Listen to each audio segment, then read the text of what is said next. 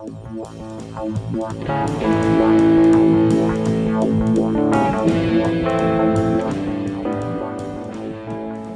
to TATV, where TAs go to learn. In this episode of TATV, we're going to continue our discussion of the first day of class. Yes, our TAs are going to talk through some different situations that you may want to avoid. Sophia, in your experience, are there any possibilities for having a traumatic first day of class? Only when the instructor is not prepared. To be honest, I never had a bad first day of classes because I used to practice a lot in front of the mirror before the first day of my class. It is very critical to do well and establish your credibility the first day of the class, because I have noticed that there are students who love to challenge you, and the fewer opportunities you give them to challenge you, the more smooth the semester will be. So if there is one thing I need to say, this is practice, practice, practice before the first day of the class, and nothing will go wrong. Great point, Sophia. As long as you practice, you'll be prepared for anything. Right, and if you practice, you'll feel more prepared, which will make you feel more confident. Beth, with your experience, would you say there is anything not to do on the first day?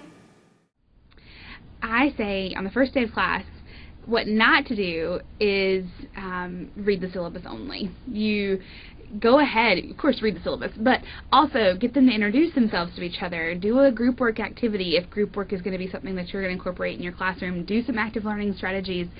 Don't let them go ahead and say, okay, we're going to sit here in this class and sit in this chair and I'm going to listen to that person for 2 hours a week every week for the next semester. Go ahead and do the things that you're going to do all semester.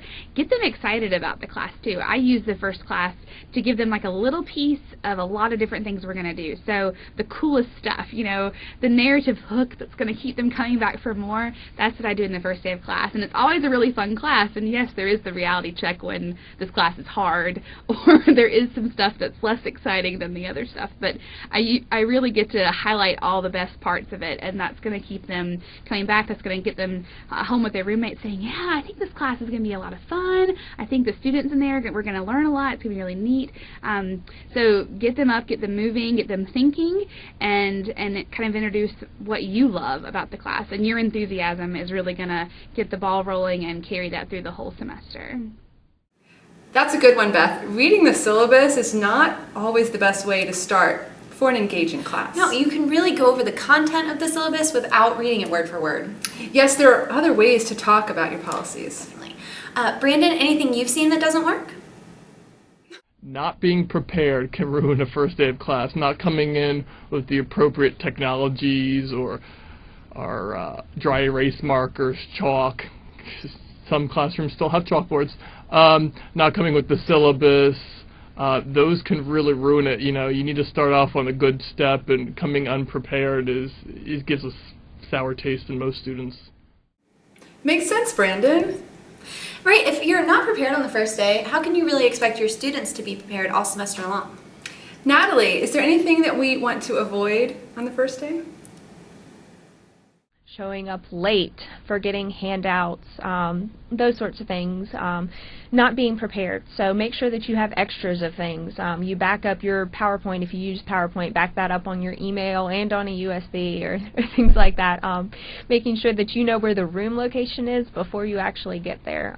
Things like that, so that you're familiar with your location and you're comfortable to be able to just get in there and start to get to know your students from day one.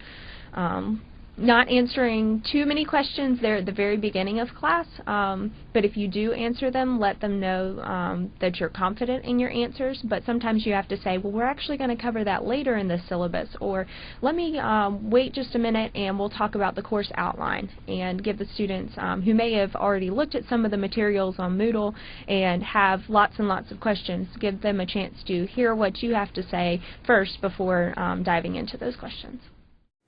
Thanks, Natalie. That's great advice. Yes, it's really necessary to establish your authority as the instructor, and sometimes holding questions until after you're finished reviewing a policy or talking about a specific topic can help with that.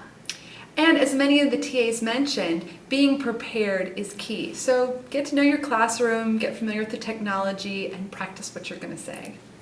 That concludes our second episode in the First Day of Class series. Overall, we learned by walking through different possible situations that it's really important to be confident, to be prepared, to be animated, and most important, to establish yourself as the instructor from day one. So check out our next video, the third and final episode in our First Day of Class series, for more great advice from our experienced TAs. Thanks for watching TA TV, where TAs go to learn.